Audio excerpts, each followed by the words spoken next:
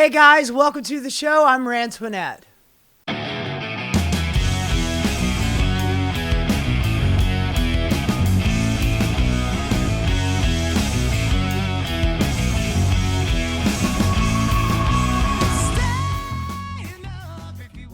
Thanks so much for joining me. Hope everybody had a wonderful Thanksgiving. I got a really nice visit with the family. It was lovely. The food was good. I ended up doing some work around the house for my dad, and that made him happy. And I got to spend some time with my sister, and that was pretty nice too.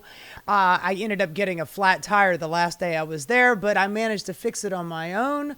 Got a little patch on Sunday before I drove home, and everything worked out okay. So minor disaster, but I feel very proud of myself that I was able to do that. But you guys didn't join me for the Thanksgiving update. I just hope everybody had a great time over the holiday weekend. And now we're back to it, back to the news. So wanted to go through as many stories as I possibly could. We've got a lot to get through here today. And we're starting off with Donald Trump. He is not doing great in the polls. We're not even 11 months into this, and the Trump administration is just spiraling out of control. Let's hear from Harry Enton and see what he's got to say on what this new Gallup poll says. I mean, it's a disaster if it holds towards the midterm elections. And I should note, of course, it's not alone. I mean, just take a look here. This is Gallup. This is the longest running poll. You know, Gallup has been conducting polls since my father was a kid, and my father was born in 1927, had me in the 60s. Look at this in January. Look, I know this is a non sequitur here, but his dad was born in the 1920s. He didn't have him until he was in his 60s. We're learning so much about Harry Enton. Anyway, I just thought that was really crazy. But the numbers, he was below 1% in January. So he was at a 49% approval rating. And now he's below water, 24%. Let's see if Harry Enton does the dip. I love it when he does the dip. Trump's not approval rating. Not too bad, not too great. It was at -1 point, right within the margin of error, breaking even. But look at this now. Negative 24 points, way down. There he goes. A drop of over 20 points in the wrong direction for the President of the United States. Minus 24 points, that's a 23-point move in the incorrect direction if you're the president. And of course, what's so important here, Sarah Seidner, is it matches the trend that we've seen with other polls, that is Donald Trump hitting his low for the second term. I was doing the count last night. I think we're up to 10 polls in sort of the last 40 days, 10 different pollsters who have said that Trump is at the lowest point he is in his second term. I mean, he has been going down considerably, and it's precipitating. He's going further and further down. I mean, even at best, the Republican polling out there has got him at around 40%. Fox News polls has him at about 40%. But most people have got him in the mid to low 30s, and it is definitely not looking good. So how does this compare to other presidents in their second term at this point in time? Yeah, okay. So, you know, this is one of these great examples where I kind of run out of room on the slide. You sure did. Yeah, I run out of room on the slide, so I just put up the Republican presidents. But look, the only one who's worse for me, either among Republicans or Democrats at this point in his second term, is Richard Nixon. And of course, Richard Nixon had to wave adios amigos goodbye less than a year after this. Yeah, and we also had a Republican Senate at the time that did not put up with his shenanigans, whereas nowadays, if this happened today, the Republican Party would be like, what's the big deal? He did a little spying on the Democratic Party.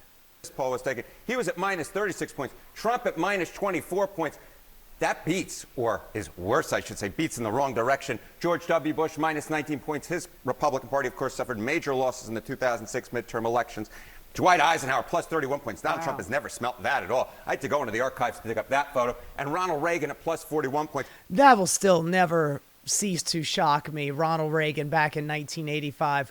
Somehow or the other, America was completely under the spell of neoliberal Republican politics, and 41 points above water for Ronald Reagan. That is just ridiculous. Although I do like Harry Enton's. Donald Trump has never smelled that number. I tell you, folks, it smells terrific. I wish I could get there. And the reason why Donald Trump is not doing so great is we've got the Economic Times here Private employers struggle badly. Goldman Sachs says the U.S. has lost 50,000 jobs in October alone. That is just absolutely astounding. You know, with the Bureau of Labor Statistics being manned by Donald Trump's guy now, how are we ever going to trust these numbers?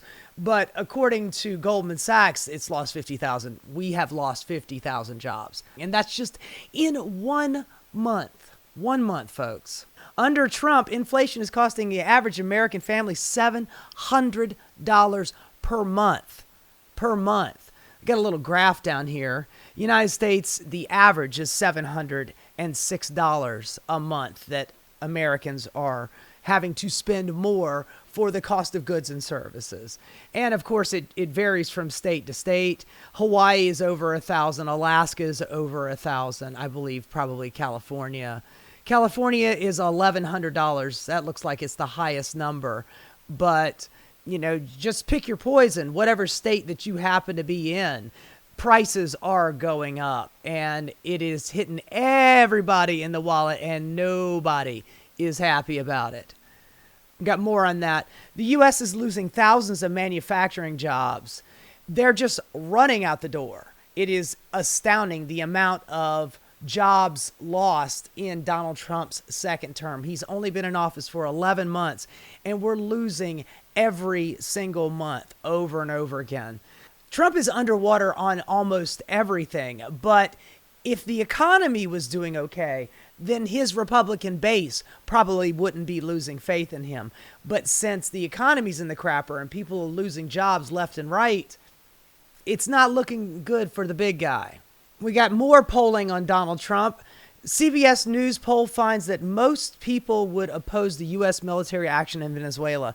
That is ongoing. We've got 15,000 troops down there off the coast of Venezuela, 11 warships. They're blowing up boat after boat in a completely unconstitutional and illegal act, shooting down boats without any proof of them being narco-terrorists. We'll get to Pete Hegseth in a minute, but nobody is really liking this. Donald Trump is trying to sell this war, and ultimately what the war is for oil.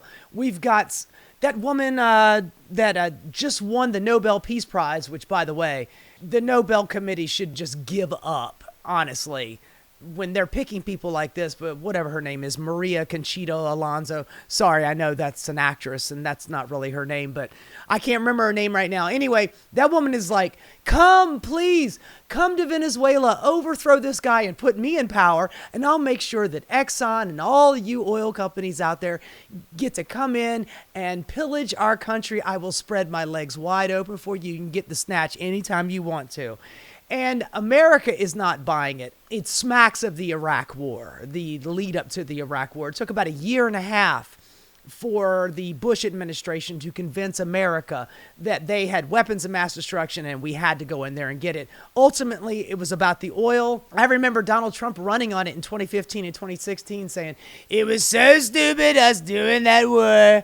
No reason to do it. And if we were going to do it, we might as well keep the oil. Well, that's ultimately what Donald Trump wants to do with Venezuela. He wants to invade it. He wants to rape it and pillage it. And he wants to let all of these American or international oil companies just come in and get their dirty little mitts all over that oil. America is not buying it. Has the Trump administration clearly explained his position on the military action in Venezuela? He's bombed 20 boats. He's killed 80, 90 people so far with no proof whatsoever. How are we supposed to know that these are narco-terrorists? We're not supposed to know that. The narco-terrorist thing, that's just the bullshit. That's just the excuse to get us to go to war. There is no fentanyl coming out of fucking Venezuela. But it doesn't stop them from trying to sell this story because they need a good excuse to convince America that it's okay for us to go to war in Venezuela for that fucking oil. Military action in Venezuela. Does Trump need to explain his decisions? I got a fucking alarm going outside. My apologies. It's New York City. The Dems, of course, agree that Donald Trump needs to explain his decisions. Honestly, we don't need any explanation. I just told you the reason why we're doing this. He tried it in his first term. Remember he had this guy, Juan Guaido, came to one of Donald Trump's addresses to Congress, and he kept saying that this is the guy that's leading Venezuela. He didn't even get 4% in the fucking election, not even remotely close to what Maduro had gotten when he won that election. And Donald Trump is marching him all over the place. And by the way, Democrats like Nancy Pelosi were applauding this Juan Guaido guy. Is absolutely obscene. The amount of propaganda that they're using to push us into this war. But anyway, the Dems say that they need to explain it. The independents, and that's the big thing. Donald Trump has lost pretty much all of the independents. He's still got a hold of his base, but the Republicans, 64% say that he needs to explain his decision. So they're only 36%, which is pretty much the MAGA hardcore base. They're the only ones that seem to be like, no, we're good. Let's invade Venezuela. By the way, Donald Trump, the peace guy, right? God damn, man. I swear to God. People just do not care about facts. They just love their little fictional stories. Is Venezuela a threat? 13% say it's a major threat. 48% say it's a minor threat. 39% say it's not a threat at all. Honestly, they are not a threat. The 48%, the one in the middle, they're probably just watching mainstream media and they're not really getting the straight dope. U.S. taking military action in Venezuela. 30% would favor, 70% would oppose. That is a huge fucking number. That's over 2/3 of the country. Using military force to attack boats suspected of bringing drugs. 53% approve, 47% approve. If that is how they asked that question, I don't know why 53% of America is okay with using military force on these boats. They need proof. They're not showing us anything. Does the U.S. need to show evidence? Yes. 75% says it does. 25% says it doesn't. It's almost like these two answers that the people that took the poll, they seem to be diametrically opposed. 53% approve of us using military force, but 75% says that they need to show some evidence that the boats are actually carrying drugs. And by the way, he's not done it for any of them. It's just, we bomb a boat, look at it, explodes, look at all this stuff. The very first boat that they bombed, there were 2 survivors that were still floating in the water, holding on to whatever was left of that boat that they blew up. By the way, the boats themselves need to be refueled at least like a half a dozen times to be able to make it to the United States. These are fucking fishing boats. There's no way that they were going to be able to get to the United States, whether they're carrying drugs or not, which I'm just going to assume that they are not because you did not give me any proof. God damn it. So the U.S. taking military action in Venezuela with the MAGA base, 66% of the MAGA base, which is lower than what it normally would be. Usually Donald Trump with the MAGA base, no matter what he does, he's usually in the 85 to 95% range with his MAGA base. But only 2/3 of them, so I know that sounds kind of high, but out of the 1/3 of the nation that is still following Donald Trump around like he's got candy bars shooting out of his fucking ass, only 2/3 of them actually approve of this and 1/3 oppose it. And with the non-MAGA Republicans, 47% would favor it and 53% of Republicans who do not like Donald Trump would oppose it. So, I mean, we got to take our little victories when we can get them. Price inflation, they asked a lot of questions in this poll. Trump makes things sound 60% better than they really are. Yes, agreed. 27% say that they are as they really are, and 13% say that Donald Trump makes things sound worse. I think just Donald Trump opening up his mouth makes things sound worse. Saying the U.S. economy is good, that has been slipping from January, which wasn't doing great because the Republicans voted out Joe Brandon because the economy was not doing great. By the way, we're still recovering from fucking COVID, for God's sakes, and the goddamn supply chain. And we had been, our country, the United States, had been recovering better from that than pretty much any other country on the planet, including Europe. But yet we have continued to slip because prices have continued to go up. Prices in the last few weeks have been 58% say going up, Trump's policies are making grocery prices 65% say it is going up. And honestly, it should be 85 to 90% because they are. Every time I go to the grocery store, the prices are going up. I'm like, God damn, man. How much blood do you want to pull from this stone? Judging the Trump administration, what's most important? Still, economy and inflation. And for some reason, immigration and border control, that's still number 2. Government spending, honestly, that should be the highest thing. And the tariff and trade policies, that should be higher still. And guys, do you think that the tariff and the trade policies don't have anything to do with the economy and the inflation? Get it together, folks. It's the same shit. Economy and inflation, Trump is spending not enough time. Donald Trump is too busy working on his, lovely project at the White House. That's all he really seems to care about is building his goddamn ballroom. He's got a whole bunch of billionaire oligarchs willing to throw some money in so he could do his little personal pet project with the what did Kyle Kulinski call it? He called it the Epstein ballroom, which kind of suits. I'm down. That sounds pretty much right. But according to this poll, 77% of America think that he's spending way too much time on that and not spending enough time on fixing the economy and inflation. Remember when Donald Trump said that he would end the Ukraine and Russia war on day one? Yeah, it's like that. Approval of Trump's handling of the economy gone from 51% in March to 36% now. Trump's handling of immigration, 55% disapprove. That should be higher. I expect it will probably continue to rise. 64% of America disapprove of the economy and 68% disapprove of the inflation. Trump's overall job rating, this is on the high side, saying at 40% approval and 60% disapproval. But yet again, we're only 11 months into it, and it's going to continue to plummet for the big guy. This is another one of those polls that's pretty much saying the same thing. This was just a couple of weeks ago. And the polling for people is getting worse when it comes to Venezuela. More and more people starting to hear about what Donald Trump is trying to do, overthrowing Maduro, and they're not liking it. They're not liking it at all. Moving on, we've got majority of Americans are disapproving of ICE. And yeah, because they're the fascist Gestapo and they're doing some fucking horrible ass shit. The agency mistreats citizens and immigrants. Let's see, 22 people so far that we know of have died in ICE custody.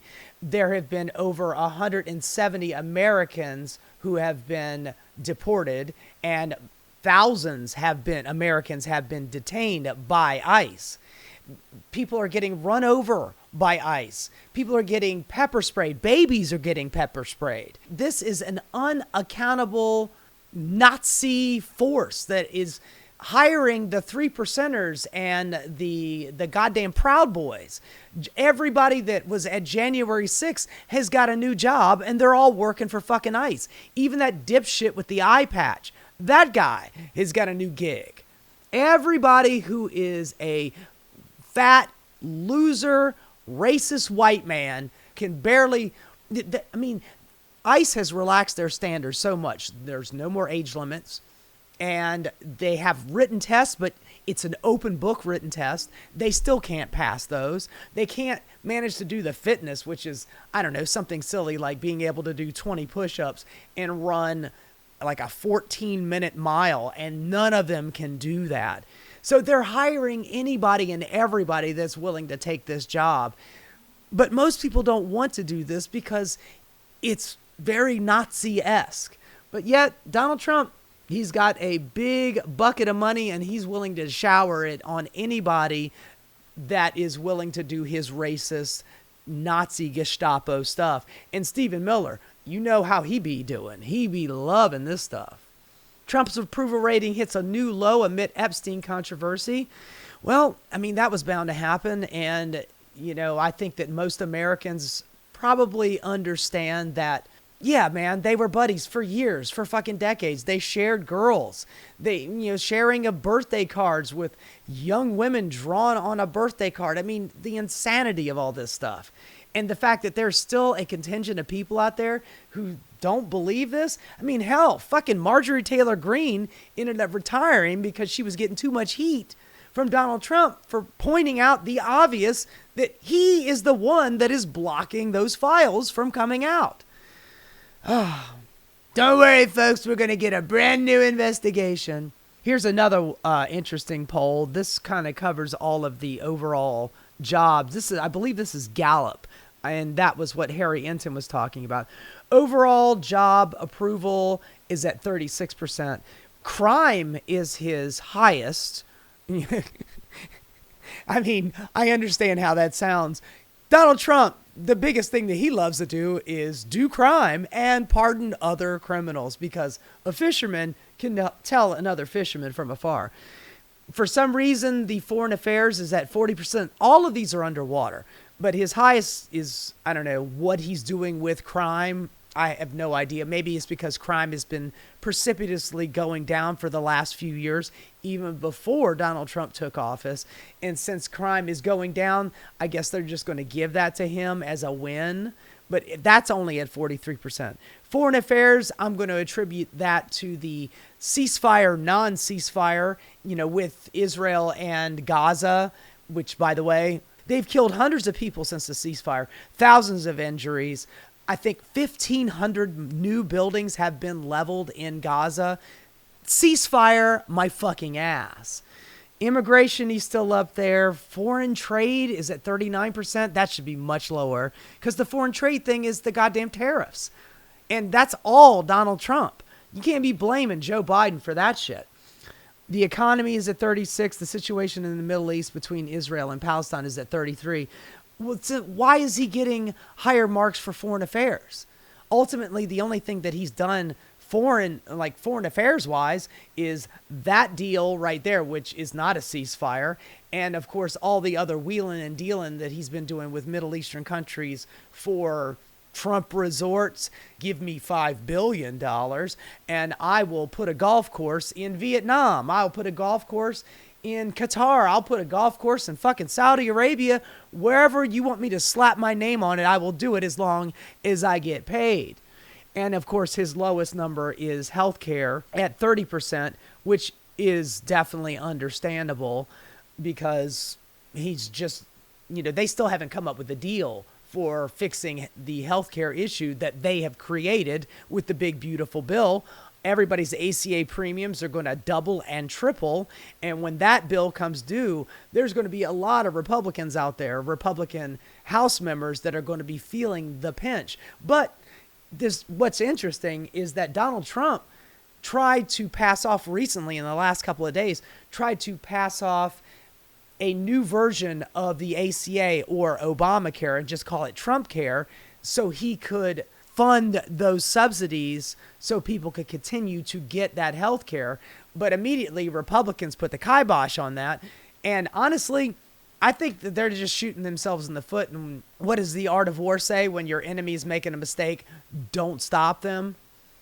Speaking of DHS, the head, our cosplay Kristi Noem, she gets a chance to get on horseback again and dress like a cowgirl, get her hair did, get her makeup did, make sure she's got all the filler and the Botox in her face. But the reason why she's able to do that is because she is being funded by the American government.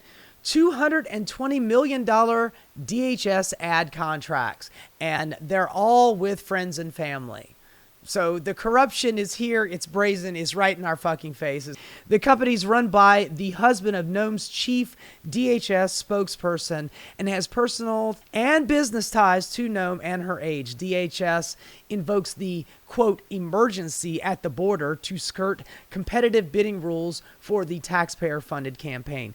So we're just giving our friends and family all of the special deals because that's how Donald Trump likes to do it. Kristi Noem, she is cut from the same cloth. And if you don't remember, this was just a couple of months ago, Homeland Security Secretary Noem defends millions of dollars on 2 brand new private jets for them to blast around the United States on. And what's the big deal? It's just taxpayer money. What are you complaining about? By the way, this just came out recently in the last couple of days. Homeland Security tweeting out just straight up Nazi propaganda. The stakes have never been higher and the goal has never been more clear. Re-migration now. That is Nazi propaganda for deportation. That has been a trope going back generations to the Nazi and Mussolini era in Europe. They used to call it remigration. Let's get these people out of here. But like Jack White said, all Americans, what, nothing better to do? Why don't you kick yourself out? You're an immigrant too. And everybody in America is a goddamn immigrant. Unless you are Native American, you are a fucking immigrant. Give me a break. Come on, people. I will never understand the libertarian mindset. They always start the clock when all the Europeans got here and took all the land, and then they say, okay, now is the time we start the ownership clock. Well, what about the Native Americans? They owned the land beforehand. No. They didn't conquer it. We came here and conquered it. So that's when we start the clock. It's just magical thinking that sounds like a 14-year-old came up with the idea. That's why I always have a problem with libertarians. I will agree with them on drugs. I will agree with them on policy about foreign adventures and wars. But when it comes to economics, libertarians are they're just children. They're just children. This was a good one. I wanted to play this for you. This one just made my day. Just cute little clip.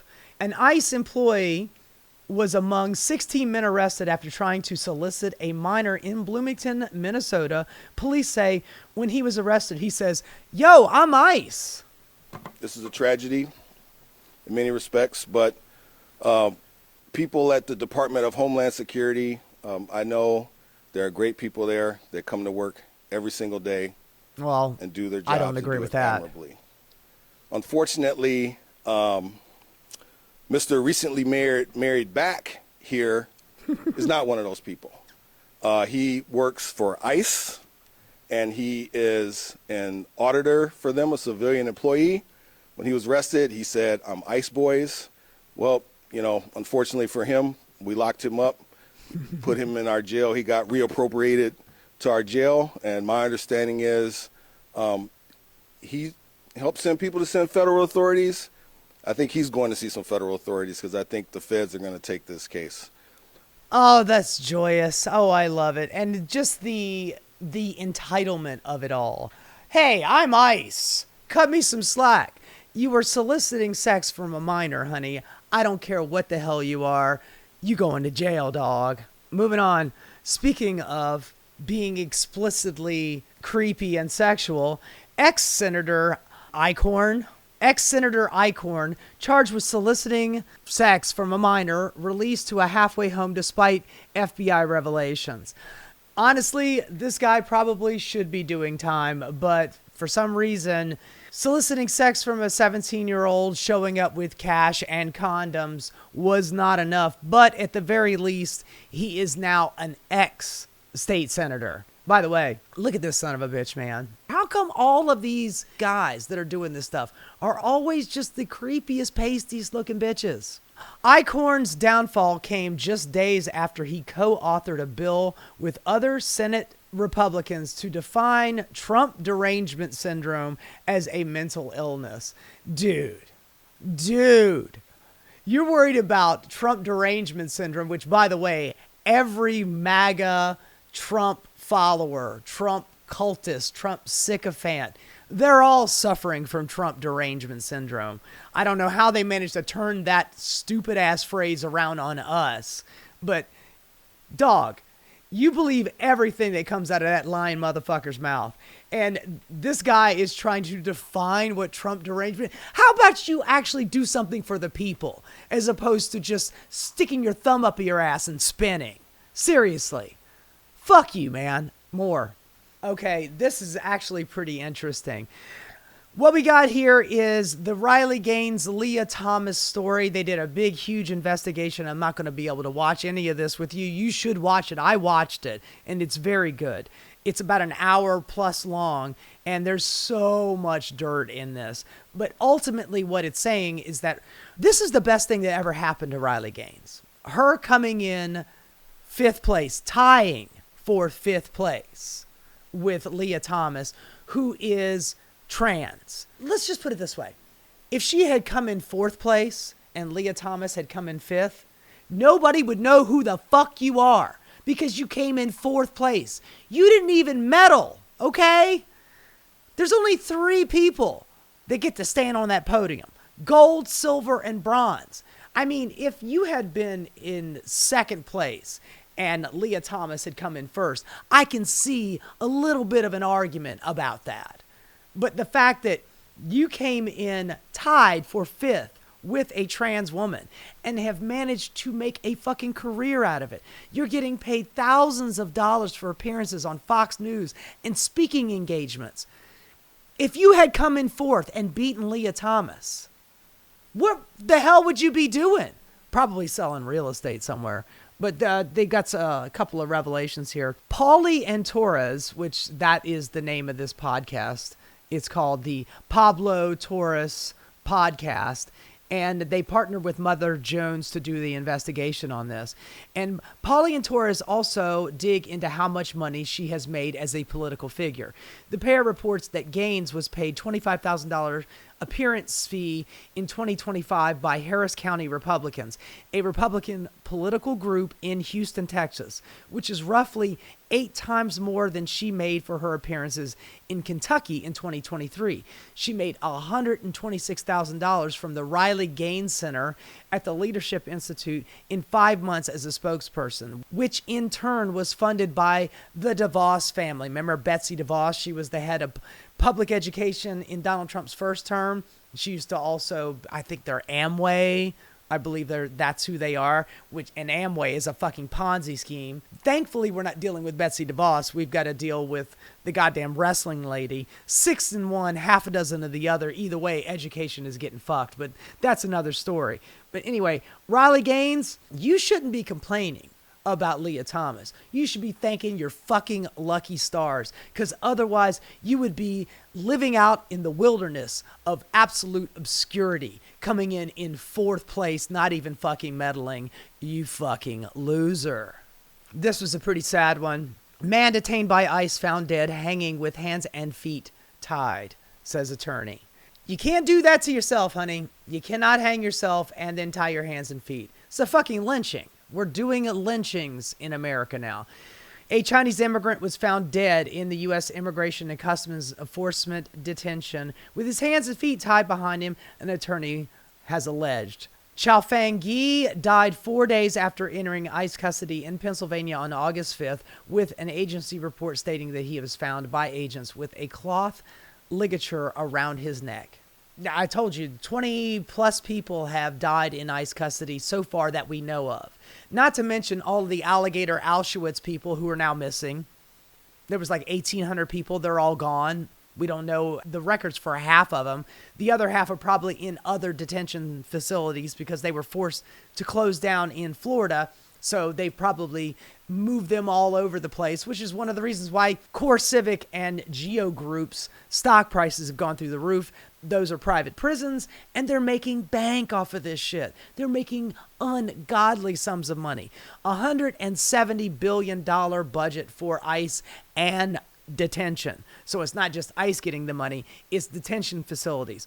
And that's one of the reasons why Core Civic and Geo Group stock prices have gone through the roof since Donald Trump has been president, because they know that they're going to have a lot of beds to fill, and all of these people that are getting snatched up off the street without any fucking due process have to have a place to sleep. And they are getting funded by our tax dollars. We're paying for them to get yanked off the street unconstitutionally, and we're paying to house them as well. Moving on. Oh, this one is great. This is pretty glorious. Attorney General Pam Bondi on Wednesday said the Justice Department intends to comply with newly passed legislation requiring the release of all of the files related to Jeffrey Epstein. And I want you to just watch this woman. It's amazing just how many times she seems to repeat this one phrase. This is not something that she's happy about doing. None of this is making her happy. Does the new investigation by the Southern District of New York U.S. Attorney prevent the department from releasing all of the remaining files? So we have released over 33,000 Epstein documents to the Hill, and we'll continue to follow the law. Did you release those, or were those hacked and released, or were they released by the Epstein estate? I don't know, but I have a feeling that you didn't do any of this stuff willingly. To the Hill, and we'll continue to follow the law and to have maximum transparency. Also, we will always encourage all victims to come forward. Follow the law, huh? The next steps, Madam Attorney General, for the DOJ regarding what we assume President Trump will sign into law with the Epstein files. Is this going to be on the Justice Department website? What are you doing here over the next 30 days, as we understand it? We will continue to follow the Follow law, the law. with maximum transparency. With maximum while protecting transparency. victims. Sure, honey. When you say While we open up more investigations that will stop the release of all of these files that everybody wants so bad, including those Epstein victims who are begging this information to come out. But I'm not going to do it, and neither is Pam Blondie, folks, let me tell you. in general, do you mean that you will provide all the files by 30 days? We will follow the law. Follow the law. Passed both chambers last evening. It has not yet been signed, but we will continue to, It was signed. follow the law. Follow again, that law. while protecting victims, but also providing maximum transparency. Is she going to follow the law? I don't know. Madam Attorney General, the DOJ statement earlier this year saying that the files would not release mentioned the fact that the review of the documents and the evidence did not suggest that any additional investigation of third parties was warranted. What changed since then that you launched this investigation? Information that has come for information. There's information new information. You wanna expand on additional that? Information, and again, we will continue to follow the law. Information new information that has come forward, and we will continue to follow the law and protect the victims. Information about the victims. She's having a fucking meltdown over here. I think somebody needs to reboot Pam Blondie.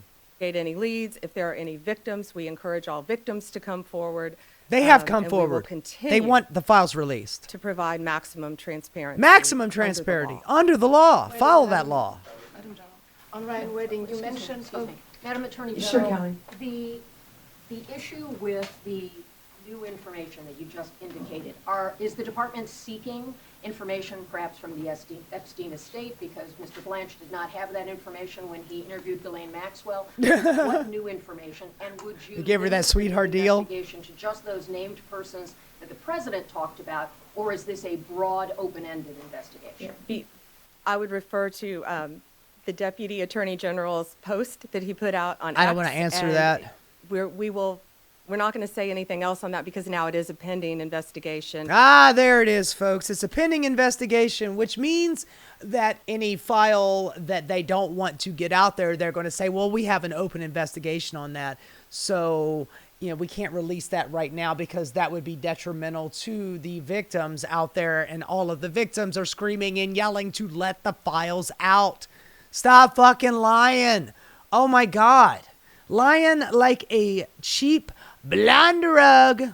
Moving on. Kenny Clips released this about Epstein. Epstein isn't a national security scandal. It's a Wall Street scandal. New report shows Jeffrey Epstein was one of J.P. Morgan Chase's 5 largest private clients. And they knew all of the shady shit because he had already been arrested for soliciting sex with an underage girl back in 2007 and 2008. He was in jail. They knew that, yet they still wanted his money in their bank. Because ultimately, what it's all about is the money, folks. We don't give a shit who you diddle. I don't care how young they are.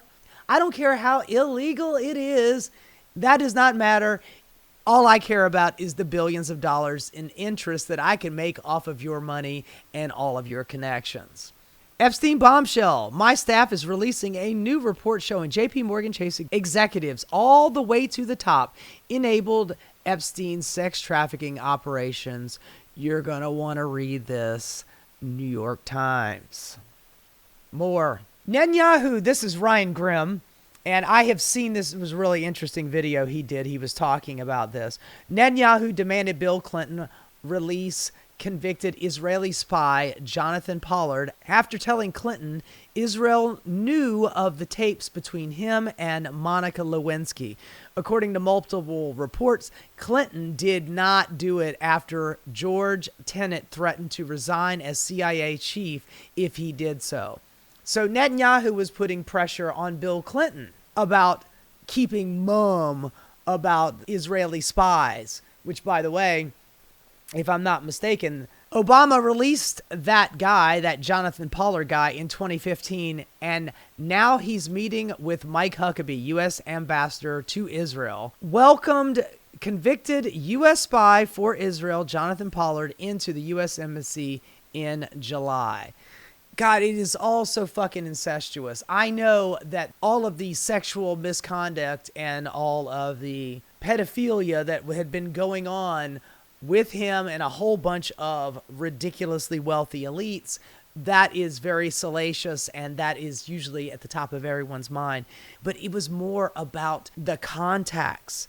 Epstein knew so many people. He was, I think we can all agree that he was not just a spy. He was the spy. He was close friends with Ehud Barak, who was the prime minister of Israel. I've seen a lot of reporting on how he is connected all the way to the top in Russia with Putin. He had Saudi Arabian passport. He was in and out of Saudi Arabia all the time. This guy knew all of the big money players.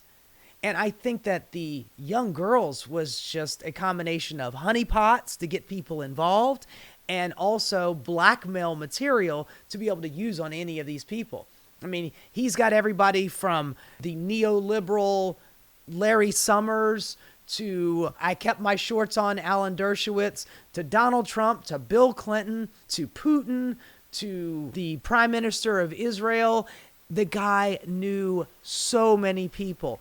And just think, he started off his career as a math professor. He got hooked up with Les Wexner of Victoria's Secrets, got a hold of his money, made him a shitload of money, and then the word got out. And next thing you know, he is at every big party. He is talking to all of the big money players, and he's wheeling and he's dealing, and tons of money were flowing through him into banks like JP Morgan. So it is a much bigger scandal than you think it is. It's not just about the young girls. It is about money and power. And by the way, I'll just put this out there. The wealthier you are, the more nefarious you will be, whether they be sexual misdeeds or monetary misdeeds. You have more money than God, you are not going to go to jail. It's the best lawyer that money can buy. You would never have to face the judgment that normal, regular, everyday people like us would have to deal with because you're wealthy, you're powerful, you're never going to go to jail. And if you have buckets and buckets of money, you do not have to worry about laws, rules, and regulations. You can just do whatever the fuck you want because you know you will never have any punishment. Speaking of nasty, scummy little dudes, this came out a couple of weeks ago. I just thought that this was fucking hilarious. Did Hitler really have a micro penis? I know that motherfucker was on meth. I know I've seen some video footage of him rocking back and forth like he's out of his fucking mind at the 1936 Summer Olympic Games. But they're saying that they did some DNA analysis and they found that, you know, he was suspected to have a micro penis. Yeah, I guess that tracks. The louder and more blustery and boisterous you are, usually you're overcompensating for something else. But I just thought that was pretty funny. Does Hitler have a micro penis? I'm going to go with yes for the win. Yet again, another one of these mofos. Jeffrey Epstein has an egg-shaped penis. What is it with these guys? Donald Trump has got a little teeny mushroom, spotted little mushroom. Epstein's got an egg-shaped penis. Hitler's got a micro penis. I swear to God, man, if these guys were getting laid on a regular basis, none of this bad shit would be happening. Jeffrey Epstein's got to fucking procure young girls who don't know any better, who haven't seen that many penises or none at all, and convince them that this is normal. Come massage me and massage my egg-shaped penis. That's why all these predators are always after the young girls, because they know that with an experienced woman, they would never have a shot at it. They would look right through your fucking misogynistic bullshit and tell you no on the quick, immediately. Scummy motherfuckers. Am I sorry that he's got an egg-shaped penis or a micro penis or a mushroom-shaped spotted dick? Sounds like an English delicacy. No, I'm not sorry. I'm not sorry at all, because you're an asshole. You're all a bunch of fucking assholes. Here's another asshole. Elon Musk has been doing so much reprogramming of his psychotic Grok AI. He's been massaging it so much that now this thing is just giving him credit for being the greatest at everything. And when people ask, is Elon Musk the best at giving head? Grok is like, oh my God, he gives the most amazing head. He goes up and down. He works the shaft. He holds the balls. He swallows the gravy like nobody has ever done. Oh my God, he gives the best golden showers. He receives the best golden showers. Here's a couple of quotes here for you. AI's chatbot, Grok, is getting a little overzealous about its creator. Social media users quickly learned this week that Grok has been updated to exclusively broadcast niceties about the potential trillionaire, even if those boasts veered into the absurd. In a series of since deleted X or Twitter posts, Grok bragged that Musk had the potential to drink piss better than any human in history. Get the fuck out of here, man. And was the ultimate throat goat. I thought that was Nancy Reagan, but apparently, according to Grok, it's Elon Musk. Man, he could hold that big D, boy, let me tell you, all the way down. He's like a fucking human snake, how much he can go down on fucking Pinga, man, let me tell you. Ultimate throat goat and blowjob prowess that edges out Donald Trump's. And, you know, Donald Trump blew Bubba. And if Bubba is not Bill Clinton, then it's Ghislaine Maxwell's pet horse. I don't know, man. But either way, these all got deleted. When a reporter turned to the AI chatbot on Friday to see what the commotion was about, she learned that Grok was still enthusiastically crowing about the Tesla CEO, claiming that Musk would win a piss drinking competition against any other tech industry leader in a landslide. I don't know, man. Peter Thiel looks like he can slurp up a lot. Either that or he just looks like he just left a golden shower, and that's why he's always so shiny and glossy. To back up the argument, Grok cited the fact that Musk has had more than a dozen children and therefore has been elbow deep in human fluids before. Ugh. God damn, that's gross.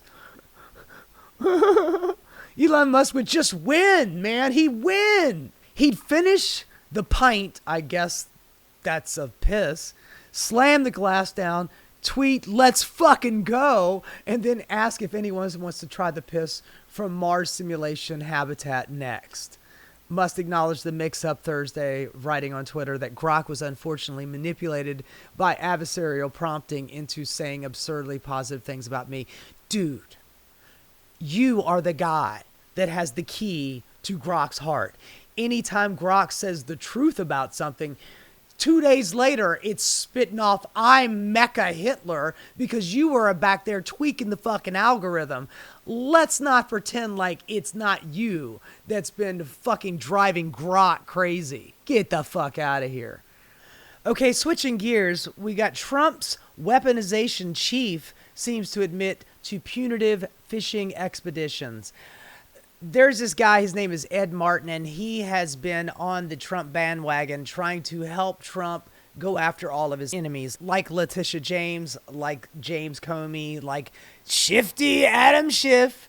And y'all remember, like a month ago, Donald Trump put out a post on his Lie Social saying, "Hey, Pam, how come we're not going after all these people?" Thinking he was sending her a private message. He ended up just putting out public for all the world to see.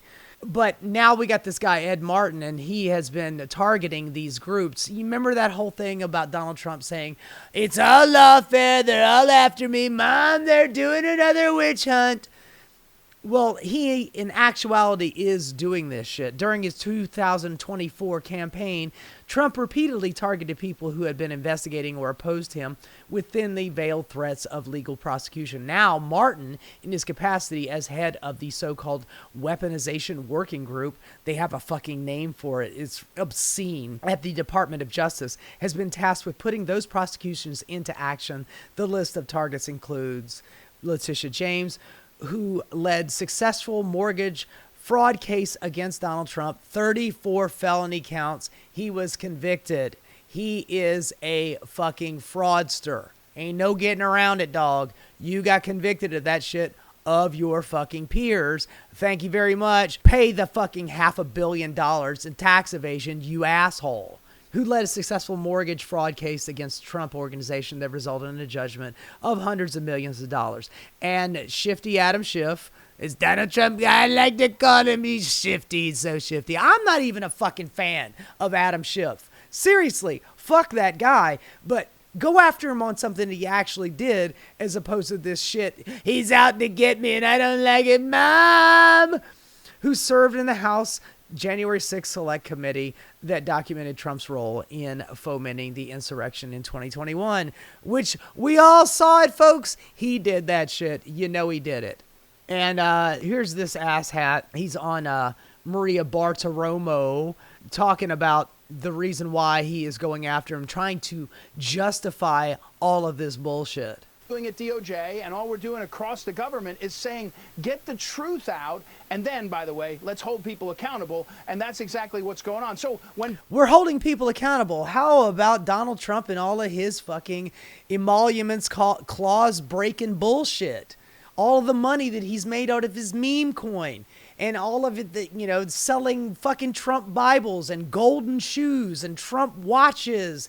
And let's not fucking forget the billions of dollars that he's made off of his Trump coin with Trump Liberty International. Billions of dollars. That is just a big fat fucking piggy bank for him anytime that somebody wants a merger, or anytime somebody wants to get a deal done, or some foreign entity like MBS shows up and just buys $1 billion worth of his fucking Bitcoin, that goes directly into his pocket. Are you holding that accountability? Or are we just talking about Donald Trump's enemies? Bill Pulte sends a criminal referral over to us, and he says Letitia James and Adam Schiff, and by the way, both their lawyers have come out and talked publicly about that criminal referral, so you can talk to them. By the way, all of those cases have fallen apart. The one with Jim Comey, I did a story about him not too long ago, and I told you right off the jump that none of this shit was going to wash. These people did not do anything wrong. Well, look, I'm not a fan of James Comey. One of the reasons why most people don't like James Comey is because, you know, he kind of lost the election for Hillary Clinton. Not that Hillary Clinton did not have a huge hand in her fucking loss. She was exceedingly unpopular. But Jim Comey coming out just a couple of weeks before the election saying he was going to open an investigation on her regarding her emails. By the way, what about Donald Trump's emails and the Epstein bullshit? I'm sorry, I digress. But I don't like James Comey. At the same time, the shit that you're going on about with him is a bunch of trumped up charges, pun intended. About the specifics, because I'm going to tell you what we're going to do is we're going to follow the facts. Every American has that has a mortgage or has other documents. They were going after Letitia James on a house, a second home that she has, I believe, either in Maryland or Virginia. It's all a bunch of bullshit. They said that she owes like $19,000. We're having an argument about $19,000. You want to go after Letitia James for $19,000 even if it was true, she could just pay the bill and be done with it. But that is not the case. You're just going after people because you don't like them because they went after your dear leader. And Donald Trump does not forget and he does not forgive. He wants to punish his political enemies. He wants them all jailed. Lock them up. Lock them all up, folks. More on this. The Pentagon says that it might recall Senator Mark Kelly to military service for court-martial over illegal orders video. Recently, he and CIA Alyssa Slotkin and a handful of other centrist Dems did a little TikTok thing telling military personnel, do not follow illegal orders. Just like in the Nuremberg trials, the excuse of I was just following orders didn't wash then. It sure as shit is not going to wash now. And Alyssa Slotkin, Mark Kelly, and a handful of others said, you do not have to follow illegal orders. Just putting it out there. And that was enough for Trump to lose his fucking mind, scream treason, and saying that capital punishment, and you know what we do to treasonous people, we got to have them killed, and all that kind of nonsense. Trump lost his fucking shit. And of course, everybody, every Republican in the pundit world were screaming and yelling, saying, you can't tell people to not follow orders. They said illegal orders. You should not follow illegal orders. Just completely ignoring the word illegal. It was obvious the amount of propaganda that they're trying to push. It does not seem to matter. And them going after Mark Kelly, yet again, not really a big, huge fan of Mark Kelly, but he was in the military for a long ass time and he was a fucking astronaut. This dude is Mr. Goddamn America, okay? They're not going to court-martial this guy over saying you should not follow illegal orders because you shouldn't, goddammit. What are we talking about here? Lindsey Halligan is disqualified, but there are major questions about what comes next. Donald Trump wanted to go after James Comey for some silly ass shit. And the first prosecutor that he had said, I can't come up with anything on him. As a matter of fact, Donald Trump went after James Comey in his first term as president. And the lawyer said, we don't have anything on him. We're not going to do it. So now in his second term, he really wants Comey bad. And he tasked his attorney to go after him. And the guy's like, I don't have enough to prosecute him on. So Trump fired his ass. He had just hired him and fired him and then hired Lindsey Halligan, who was a goddamn beauty queen in one of Trump's beauty competitions, Miss USA, Miss whatever the fuck. And she is now a insurance lawyer. Yeah, man, your first time out going after that former head of the FBI. Yeah, that's going to work out great.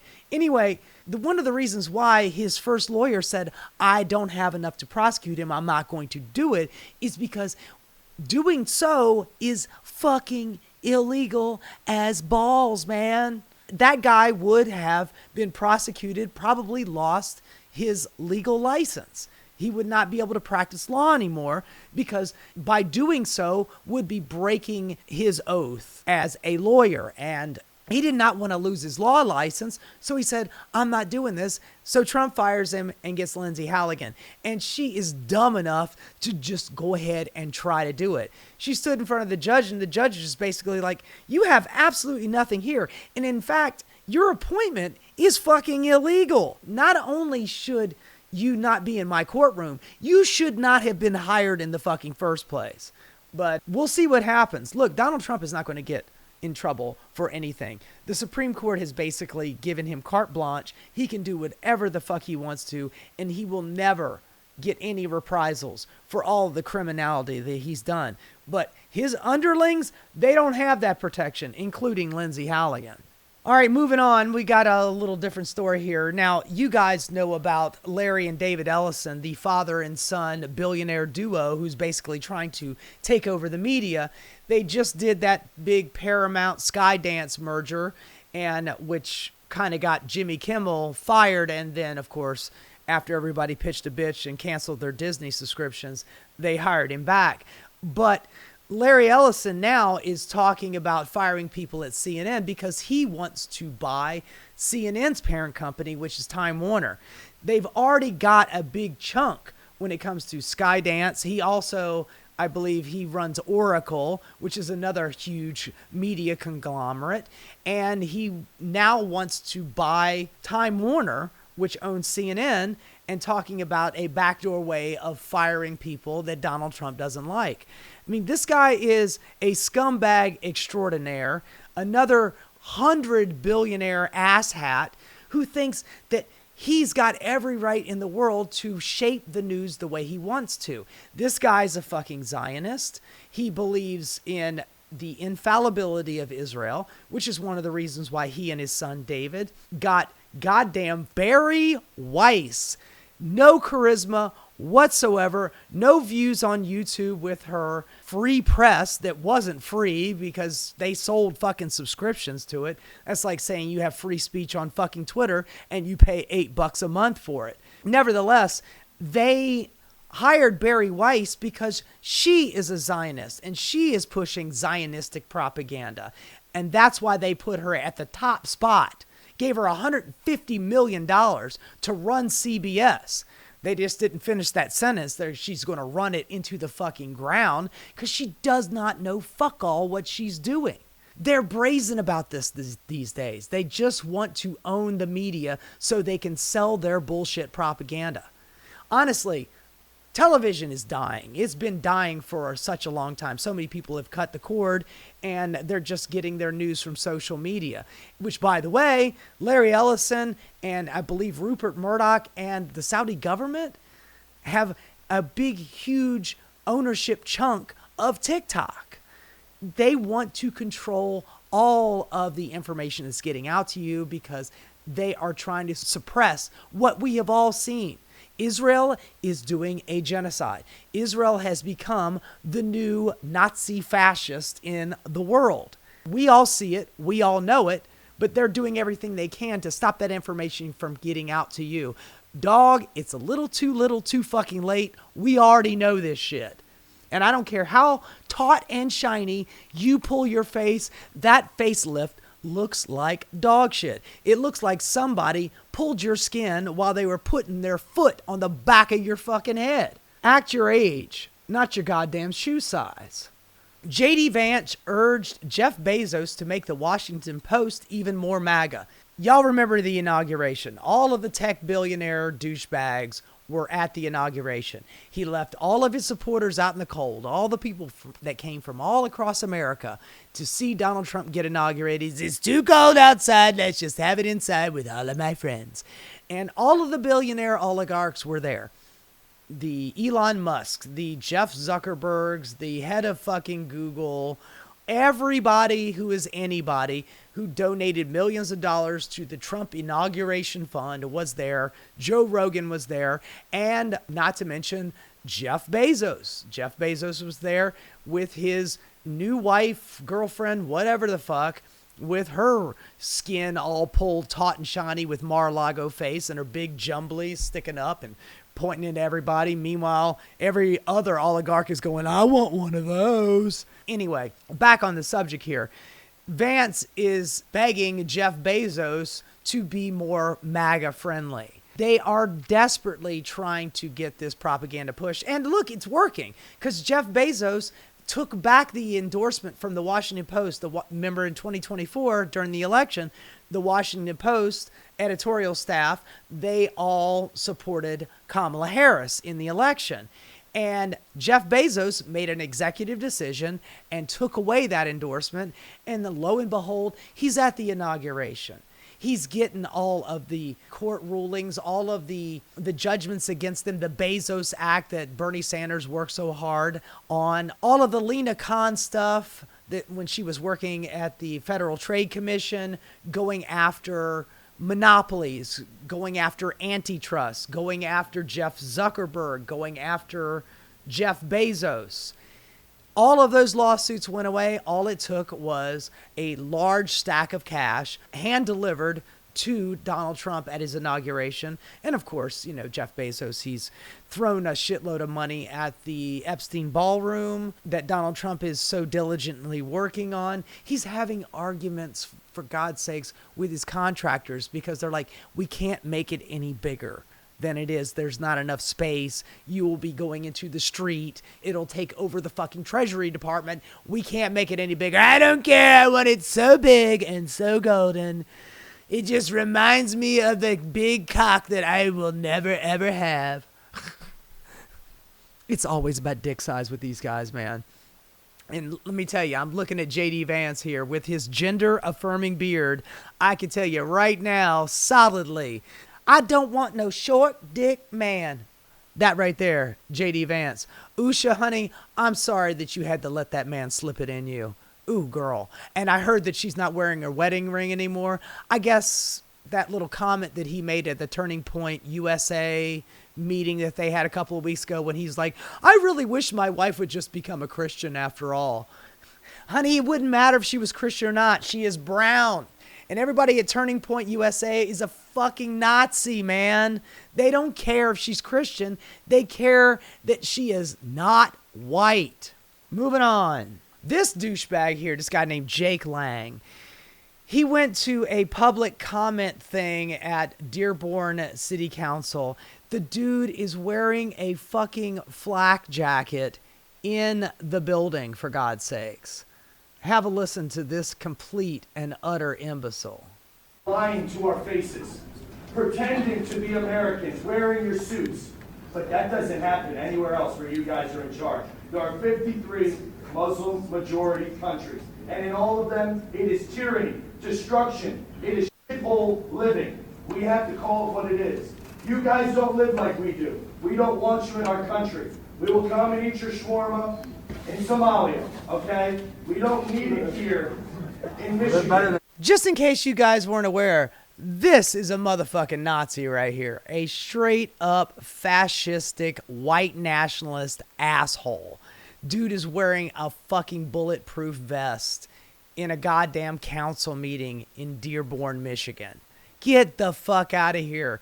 You have such illusions of grandeur. You ain't jack or shit, man. Nobody gives a flying fuck about you. Except maybe they might want to pop you one time for being a fucking Nazi loser. We don't need it in any part of America. Now we gotta listen to this We have a right to self-determination. Damn Our right. founding fathers fought and died for our Again, he's posterity. fucking filming himself. For white Americans. Amen. And we're being driven out.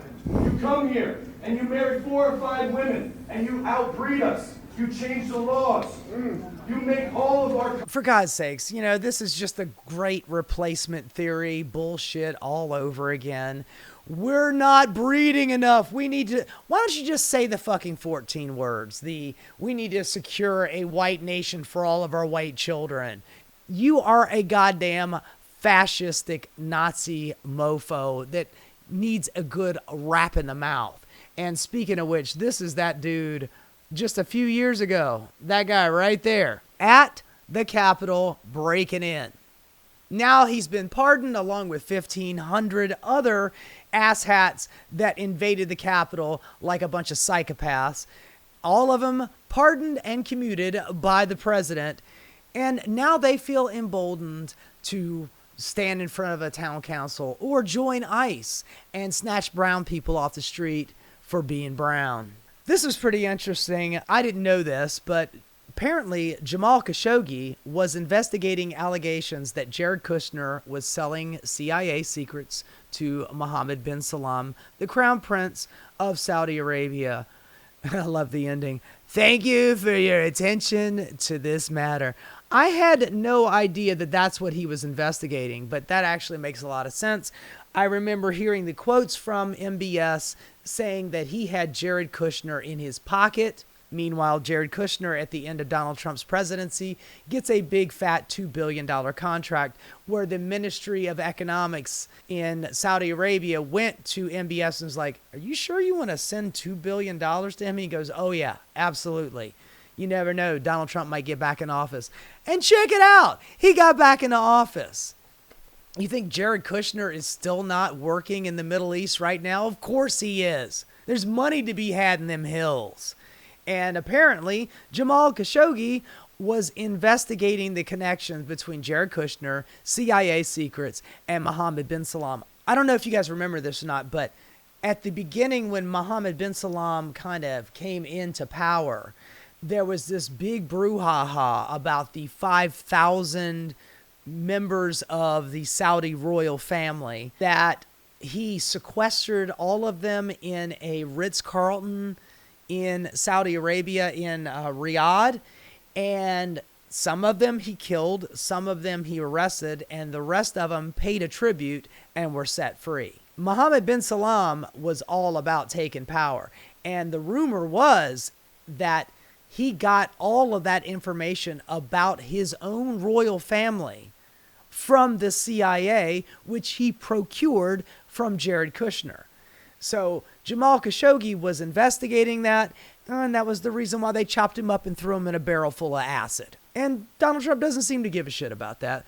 Check him out here in the picture, enjoying his little buddy here when he came to Donald Trump, go, look at all the gold I put on the wall. Don't you feel right at home? Of course he does, Don. Of course he does. Is Middle Eastern oil money going to finance a blockbuster Hollywood bid? Well, I was talking about this earlier, the amount of money that Mohammed bin Salman is throwing in to TikTok. Well, he's also throwing in money with Larry and David Ellison, who own Paramount, who have reportedly looking at oil states to help finance a bid for the Warner Brothers Discovery merger. They want that too. I mean, ultimately, what Donald Trump wants is one guy to own all of media so he can just call him up on the phone and go, get rid of that guy. I don't like the way he's saying, fire him. That's all Donald Trump really gives a shit about. He cares about the Lincoln bathroom that he turned into a golden shower, the golden ballroom that is going to be dedicated to Jeffrey Epstein, and all of the billions of dollars that are going into Trump Liberty International Bitcoin bullshit. He doesn't care about anything else. He's got Stephen Miller handling all the domestic racism. He's got that Russell Vogt guy basically handling all of the economics, the guy who pretty much wrote the entirety of Project 2025. And he's got Marco Rubio handling all of the international warring he's doing, whether it's bombing Somalia, bombing Yemen, bombing fucking Iran, threatening war with Mexico and Central America and Venezuela and Cuba. Donald Trump is busy on the ballroom, man. He hires out people for that other stuff, you know, the stuff that affects all of our lives, while Donald Trump is playing home decorator. Dude, Donald Trump, you would have been so much happier if you'd have just lived out your zesty fantasies and been the happy gay boy that you always were. It's obvious that you hate women. Just be a gay set designer on Broadway or an interior designer. That is your passion. It's obviously not being president because you've got other people doing all of the presidenting for you. Sorry, I went off on a little tangent there, but apparently Larry and David Ellison are tapping MBS because he's got all of those billions of dollars worth of oil money, and they want some of it to help them get a little merger. Isn't that great? That'll be sweet. This is just a couple of days ago. He was at Mar-a-Lago, and he's taking questions from reporters, and some of these are fucking doozies, man. I swear to God. So much. Happy Thanksgiving. Thank you. A question about this tragic shooting in Washington, D.C.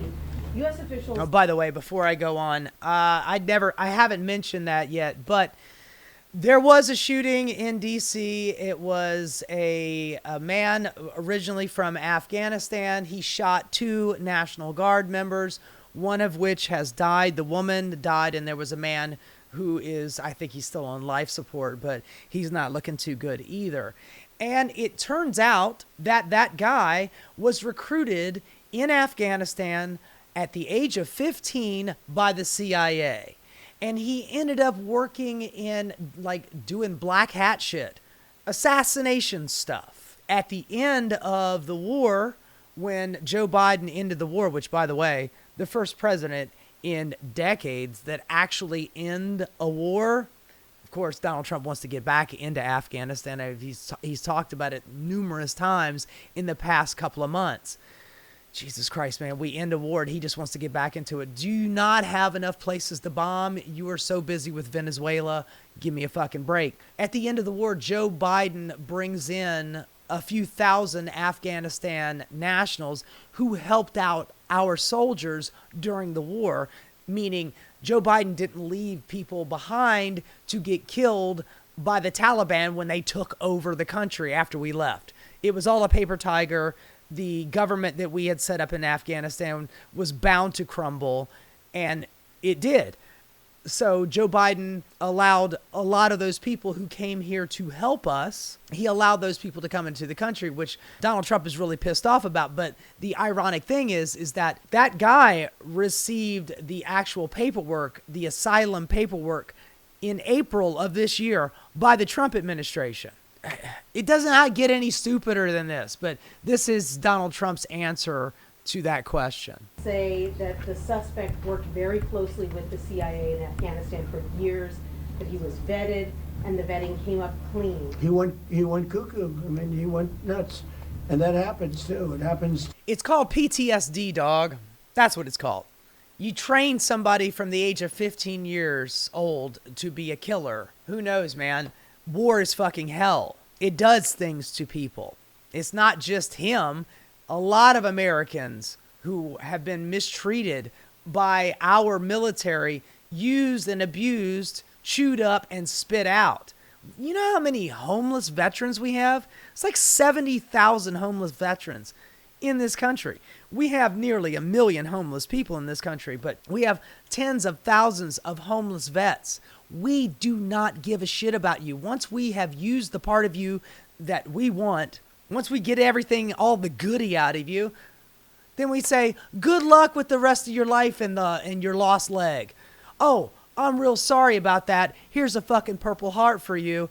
Good luck, buddy. You know, we don't give a shit about their mental well-being, but nevertheless, this guy probably had PTSD and went fucking crazy. Honestly, I'm surprised that people haven't gone after the National Guard in D.C., which, by the way, was your decision to bring them here. They are in Washington, D.C. because of you, Donald Trump. If they hadn't have been here, is the distinct possibility he wouldn't have shot them. Dumbass. Too often with these people, you see them. But look, this is how they come in. This is how they're standing on top of each other. Look, I have a picture. It's show and tell, folks. Check it out. It's just a whole bunch of Afghanis on a plane. Honey, this is one guy, okay? There's a lot of people in that picture. Are you just saying that everybody from Afghanistan is just a secret killer in waiting? Never mind the training by the CIA. It's an airplane. There was no vetting or anything. They came in unvetted. And we have a lot of... Yeah, but you vetted him and gave him asylum this year. You did the vetting process this year. Joe Biden might have let him in, but you gave him the legal paperwork to stay here. That was you, dog.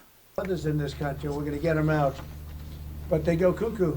Something happens to them. Your DOJ IG just reported this year that there was thorough vetting by DHS and by the FBI of these Afghans who were brought into the U.S. So why do you blame the Biden administration? Because they let them in. Are you stupid? Are you a stupid person? Because they came in on a plane along with thousands of other people that shouldn't be. Honey, she's literally just said, you did this. The Trump administration did this. Are you stupid? No, honey, I think it's you that's stupid. I'm sorry. Here, and you're just asking questions because you're a stupid person.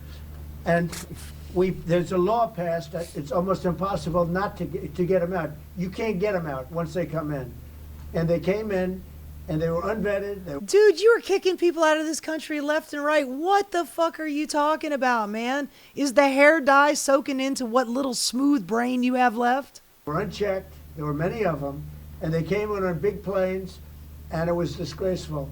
And disgraceful. If you look, you'll see there was a law passed. It makes it almost impossible not to let them in, not to certify them, so to speak, once they come in. And they came in, and they shouldn't have come in. And frankly, the whole thing was a mess. The whole Afghanistan situation was a mess. It should have never taken place. If I'd have been president, it wouldn't have happened, even though you were trying to work out that deal to end the Afghanistan war in your first term. You did not follow through with it, and it just turns out that Joe Biden actually did. Fox News grandpa lost in the fucking sauce. My God. Told you I was going to get back to Pete Hegseth. He denies he gave orders to kill everybody on the alleged narco boat. I told you about it a little bit earlier that there were a couple of survivors on that very first boat that they blew up. They were hanging onto planks of wood. And then Navy SEAL Team 6, I'm glad we have those guys to protect us. They went up and did the double tap and killed those guys. Evidence be damned. We don't need to know anything about it. But Pete Hegseth, he does not have Donald Trump's blanket immunity, and he could definitely face some trouble for this action. U.S. Defense Secretary, sorry, that is the Secretary of War, you better get that shit straight, has declared recent reporting that he may have illegally ordered all people to be killed in a military strike in the Caribbean as fake news. I'm sorry, man. You have been blowing up boats with no evidence. You could pull up alongside with your boat. You could pull off the people off the boat. You could check their cargo. They're flat little boats. It's not like they have big cargo holds to hide shit. And then you could do it all fucking DEA style on camera. Put all the drugs on a table and say, look at all these drugs and these evil people that we have stopped delivering drugs to America, killing Americans with their narco-terrorist ways. You could do all that shit. You could sell that propaganda. You would make it very easy just to have it on camera. But you know you lying. So you blow it up. You blow up these boats. You kill these people, 80 plus people so far. And you just try to sell this lie. If it was the truth, you would show it. But you're not showing it. So you are lying, motherfucker. Hegseth lambasts reports about his role in the strike as fabricated inflammatory. Honey, is that all you guys ever have? I'm not lying, you're lying. I know you are, but what am I? God, man. Third string Fox News weekend hosts, half in the bag on every show, just liquored up all day long. Now he is the head of our biggest line item in the budget, the United States military, because he looks like he's straight out of Central fucking casting, right? And he licks Donald Trump's boots really shiny, and that's why he keeps them around. He also keeps a lot of these people around because they will eventually be the fall guy. Donald Trump will never get punished for any of this shit, but somebody like Pete Hegseth could absolutely get punished for this shit. Speaking of which, we got Senator Chris Van Hollen, who, by the way, has been not bad lately. Rumors are going around that he could very well be the new majority or minority leader in the Senate if we can get rid of Chucky the Shrooms. And he's being asked on This Week on ABC about the extrajudicial killing that Pete Hegseth did. Let's have a listen. About that Washington Post report on the attack on that Venezuelan alleged drug boat. What do you make of what happened there? Do you think there was a war crime committed? Oh, yeah. Oh, I think it's very possible there was a war crime committed. Of course, for it to be a war crime. To have a war crime, you actually have to have declared war on somebody first, which, by the way, is the power of Congress. It's not the power of the presidency. But the fact that they are doing this extrajudicial killing without any fucking evidence, just saying, hey, we're bombing anybody and everybody and we're killing the fishing industry, but we don't give a fuck because drugs and narco-terrorism. You have to accept the Trump administration's whole construct here. That we're at war. Which is we're in armed conflict at war with this particular, with the drug gangs. Of course, they've never presented the public with the information they've got here. Evidence. But it could be worse than that, right? If that theory is wrong, then it's plain murder. The first strike is murder. There you go. Exactly. It is just plain old murder. Donald Trump, Pete Hegseth, and the War Department have murdered a whole bunch of people with no fucking evidence. just straight up murder.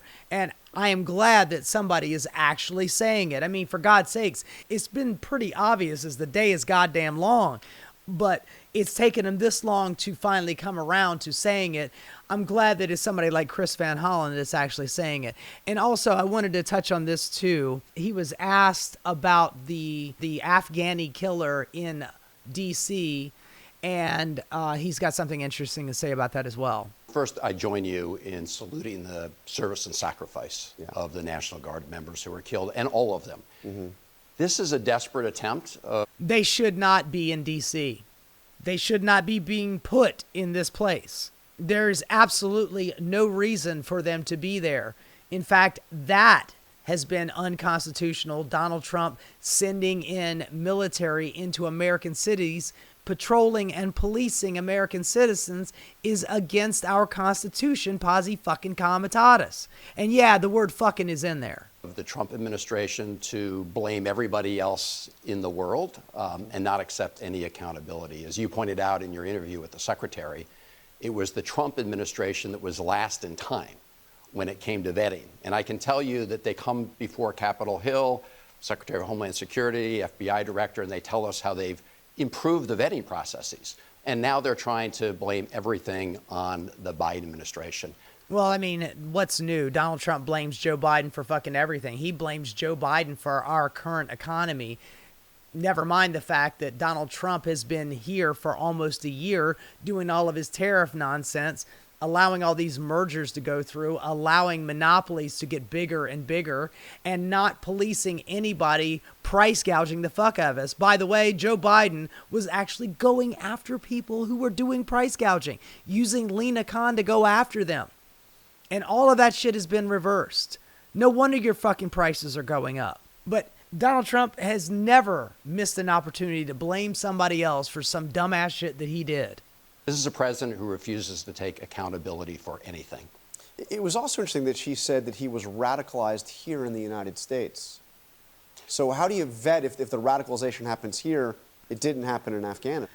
Look, I don't know what the case is. I'm not a mind reader. I don't know what this guy was fucking thinking. I just speculate saying that he had PTSD.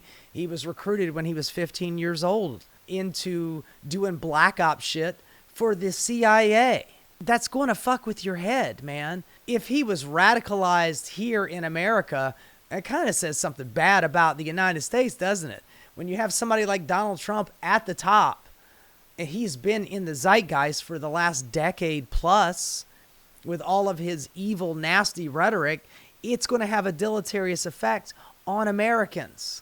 How much more radicalized are Americans? How much more fascistic are the right-wingers these days? You know, your body, my choice. You know, we want to take away the 19th Amendment so women don't have the right to vote anymore. We want to kick out every brown person out of this country, whether it's 20, 40, or 60 million people, depending on the day and depending on the person.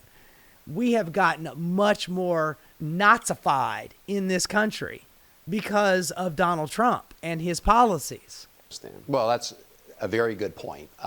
And she talked about, not talking with foreign governments. Of course, this is a person who worked with the CIA for years. For years. So the reality is that we really don't know what motivated him to take this particular act. We should, of course, always review our vetting procedures, but it's not clear, based on their own vetting, that you could have picked something up in this case. Sorry, it was Joe Biden's fault, and you all know it. Shifting gears here, Stop Anti-Semitism here on Twitter is a arm of the Anti-Defamation League, and every year they do the worst of the worst, what they consider the people who they hate the most, the people that are calling out Israel for their genocide. Last year, Hassan Piker was on the list along with a bunch of others. Now we're taking a look at this group here. We got Tucker Carlson, which, by the way, could very well run for president in 2028. I would put odds on him winning over somebody like J.D. Vance. Also, we've got Miss Rachel, who is the Mr. Rogers of this generation, who just wants to care for children. And she sees the genocide and the starving and killing of children in Gaza. And she's speaking up about it. And that is enough for the Anti-Defamation League and the Stop Anti-Semitism group to list her as one of the top 10 most anti-Semitic people. Yeah, there are a couple of real, actual, live anti-Semites on this list. Bryce Mitchell, absolutely. But you've got Marcia Cross. You got Cenk Uygur. You got fucking Cynthia Nixon. I mean, for God's sakes, man. Cynthia Nixon from Sex and the City. She is on the top 10 list of the worst anti-Semites. Cenk Uygur, Anna Kasparian, I got my issues with both of those, but they have been 100% on the right side of this since the beginning. We have known since like day 2 of the siege on Gaza, when you heard Smotrich say they're not going to get any food, any water, any electricity. We ain't giving them nothing but bombing. You heard them say that shit at the beginning of the war, at the beginning of the genocide. We've heard the translated shit that Benjamin Netanyahu was saying in Hebrew, translated into English, and it is the most Nazi-esque stuff we've ever heard. Benjamin Netanyahu is this generation's Hitler. But yet we have Stop Anti-Semitism group saying that our generation's Mr. Rogers, Miss Rachel, is the biggest anti-Semite. God damn, man. Get the fuck out of here. Anyway, that's the story for the day, guys. I am glad to be back, but I'm also tired and I'm hungry and I'm going to go get some dinner. I appreciate you guys watching. Thank you so much. If you liked what you saw, please like and subscribe. It really helps me out. And I will sing you praises and I will dance at your wedding if you invite me and if there's cake. Otherwise, I hope you guys have a wonderful day and I will talk to you next time. You take care. Bye-bye. Hey guys, thanks so much for watching. If you enjoyed what you saw, please like and subscribe. Keep rocking.